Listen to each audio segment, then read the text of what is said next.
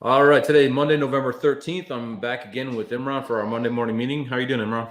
I'm good, man. How's it We going? got a sorry, I didn't mean to interrupt you there. We got a busy week. We got CPI tomorrow. We got, I guess, Treasury auction tomorrow, actually, which are the most watched events there are. Then there's the CPI. Then we got VIX expiration. We got November OPEX. So for the purpose of this call, we're going to dig into some of our single stock ideas. And then tomorrow we actually have our OPEX live. I believe that's at 1 p.m. Eastern time. So make sure you check out that. But first, we want to dive into some single stock ideas that we've been doing every single week. So, Imran, I'd like to start with you and your ideas here. You got a trade here on the left. You're looking at Merck, which is interesting because I haven't told you what names I'm looking at. And on the right here, you're buying puts and Apple. So, you want to walk us through the Merck idea first? Sure. So Merck's just the only one really that kind of sold off last week and got into kind of buy call territory.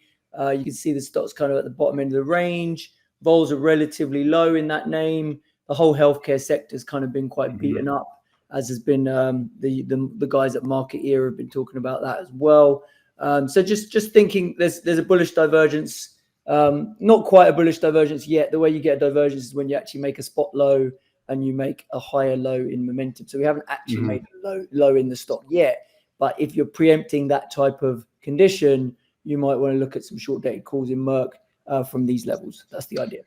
Yeah, I think that's actually a pretty interesting idea. But before I jump to your second one, I want to jump on this one because I've been trying to up my little game here, showing my different call ideas. And the name that came up on our squeeze scanner, and our squeeze scanner just looks at options positioning, is gamma at strikes above, et cetera, et cetera. And I actually came up, our scanner came up rather with Pfizer, which, as you mentioned before, it's really the healthcare kind of sector that's been getting beat up. You can see there's Merck. And here's Pfizer. So I kind of laughed. Pfizer is even worse than Merck. Look at this chart. It's just, it's unbelievable. But we see some positioning set up that there's an opportunity for a squeeze. So the idea here is that if the name starts to move, you could get kind of asymmetric upside there. So I thought that was interesting, both because it showed up in our squeeze scanner and then as well as this volatility risk premium scanner. You can see that here, but we can talk about that one in a second. So interesting kind of coincidence there. Now your second trade here is, how dare you try to short one of the Mag 7s, but yeah, no, I mean, to be honest, the everything that was coming up on the radar last week was saying buy puts across a bunch of names because we were pushing up to those higher levels. Yeah. So a lot of these names are still in the same territory. The reason I've highlighted Apple though is just because, the stock's kind of approaching near that 190 area again, where that was the gap down earlier in August. And there's some quite big red candles in that area. So it looks like there's a fair amount of supply potentially there at 190. If you do think that Apple still has got some issues to deal with and it's not just going to fly through to the new highs, then you might want to use this as an opportunity to fade it. I mean, it might be a case of we continue to get passive type inflows into year end and all these names continue rallying. And so actually you might want to time this and kind of just wait before you pull the trigger. But depending on your conviction, we just think that the vol's not overly expensive in Apple. And at some point, this stock can potentially have another leg lower. So out of all the names kind of in mega cap tech, I don't really want to fight against things like Microsoft, Nvidia necessarily, because they've got their whole AI story going. I just wonder whether Apple's a bit of a safer short maybe than some of these other Mag 7s. So that's the reason why it's there. Yeah, I would agree with you on that. And I think we'll touch on a little bit tomorrow. This is the Mag 7 equal weighted ETF. You can see this thing looks like it's about to really, it's at a very interesting point here as we hit CPI, VIX-X, OPEX, and touch on the call tomorrow. I think we're due for a little bit of consolidation here with VIX expiration and equity OPEX. I was just making up some words here. Equity OPEX. We're going to talk on that a little bit tomorrow. We talked about our founder's note this morning, but to your point, I mean, Nvidia, that was a candle I think I drew maybe at our last call, maybe 2 calls ago. That thing's breaking out. The other one that's just looking like garbage, we just did a video on this saying that we thought it would maybe tag 200 here, and this, the thing about Tesla in this case is that the equity market has just been going nuts, right? And this thing cannot catch a bid right now, which, I think that 200 price that I thought we were going to tag had the equity market not been up 2% in the last day or two, maybe that would have happened. But they had to remove this name from the Mag 7s, I think. But Microsoft's just been unbelievable. You don't want to short this one. You just don't want to short the leader, I don't think. And then we have Google, which this seems like it's prime more to go up. So back to your original point on Apple, I can see your point on maybe that being the one that you want to short. But I think this is an interesting window in here just because a lot of names are stretched, a lot of call games built up, and it may be a little bit of time for a pullback. In my view, kind of in almost Thanksgiving, and then we'll see kind of what happens into the end of the year. It's hard to bet against the Santa Claus rally at this exact moment. Mm-hmm. I hear that totally. Yeah. Yeah. So good idea there if you're looking for something to short. I think that Apple one is interesting. One of the two things I wanted to pick up on quickly. I think we'll touch on maybe crypto tomorrow with our OPEX call, but the other names in our squeeze scanners are crypto names, which have been just going crazy as Bitcoin popped. Right, Bitcoin's up a new leg higher. So I don't, you track crypto space a little bit more than I do, or a lot more than I do. Mm-hmm. So as far as squeezes go, these set up to be squeezes, but I don't have a view on Bitcoin. Not that I necessarily have a view on a lot of individual underlying stocks, but I thought that was interesting that all three of these stocks, Coinbase, Mara, and Riot, heavily tied to crypto. And can I just ask, what is the criteria that gets a name to pop up on the squeeze scanner? Yeah. So there has to be a certain amount of options activity, periods. We have a couple of variables that it has to equate to. Then we look at what implied vol is doing. We don't want to enter into a name where we see that there's too much call skew. And then the second or third one rather is that we want to see gamma and call positions laddered at strikes above.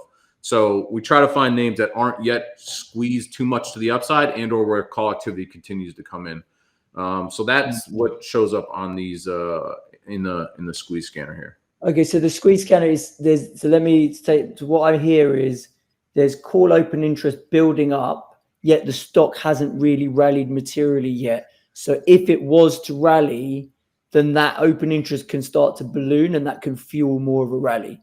Correct. It's not necessarily a view that we don't look at the underlying price of the stock and said it's already moved enough. Because as you know, you can have a name squeeze and you go, this thing is over, and then it keeps going because there's more call positions above. And so it's really that sort of ladder spot. So if you're just to look kind of quickly here, if we go into the equity hub and just look at Coinbase, for example, our models are seeing at its most basic level, you see that there's a lot of calls laddered above here. That was not Coinbase, unless it's split. Reverse split. Yeah, I'm pretty sure. So here, if you look here, you can see that there's a lot of open interest, obviously at 100, with Coinbase at 92. So this is a big a number where if you're going to bet on this thing, Ryan, this 100 number is just kind of blinking red light, obviously. And so, with this down here, you can see that there's a lot of calls, positioned at strikes above. So that's one kind of example that goes into the logic here. Okay. And then the other names that came up are on the volatility risk premium side. I made a couple of notes that some of these names have earnings up above, ahead. You're a proponent oftentimes of selling premium, sometimes into names that have earnings. You want to sell at a date before the earnings spike up. So I thought a couple interesting ones here were Avgo, Nvidia, and Snow. Particularly Nvidia and Avgo, they've rallied so much. I think selling some short dated call spreads in those names could be interesting. Both of those report earnings kind of later in this month, so you want to sell something pre-earnings. I believe Snow is on 12/1, and I think Nvidia is on 11/27. So you have one or two expirations coming up before those earnings come up. And if we do get some equity weakness here, I think those call spreads could pay off pretty well over the next week. And then the other one that I thought was interesting was Target. Target has earnings. This name has not dropped below this level. So I do think it's an interesting time for put spreads, given that we have found a lot of support, but you'd obviously be taking a directional bet on the stock. The other thing that I thought was interesting here was IWMs. IWM had just such a tremendous rally out of the Fed and the squeeze, as you could see last week or 2 weeks ago, I guess it was. And it's given a lot of that back. And so the volatility risk premium we see is high here. If we get any weakness this week on consolidation, I actually like selling put spreads in IWM and or betting on upside into year end. Because if the broader market starts to rally, then I think that this will kind of rebase and shoot back higher. You got any kind of insights here on the small caps?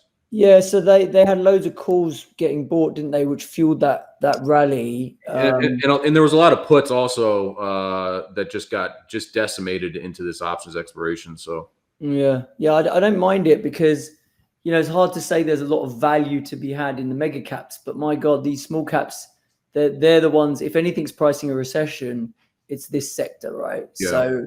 So if the market's going to say, all right, well, maybe a recession's not coming, maybe we can muddle through, then there might be some chasing for where the value's at. Yeah. And if there's a bunch of call open interest up there, maybe that fuels a bit of a squeeze, right? Just like what you're looking at some of the single stock names, maybe something similar can happen on Russell. Yeah, and this in the 175 area is an area that's starting to build up here. I also think that if we get the December year-end rally, that's a flow rally, more so than it is anything that's really based on fundamentals, right? So, unless something shows up as overtly recessionary in the next couple of data points, where I still think we're coming off of the hope, or the markets are still being fueled by the idea that, hey, Powell's going to stop raising rates and rates are calm right now. We're not quite in that recessionary fear. So we are setting up for this idea where it's flows that push the market higher as opposed to necessarily worrying about a recessionary call. So let's call it like the next 6 weeks. We're just getting year-end rally. Then that could really, add to the feel here of IWMs to sort of catch up.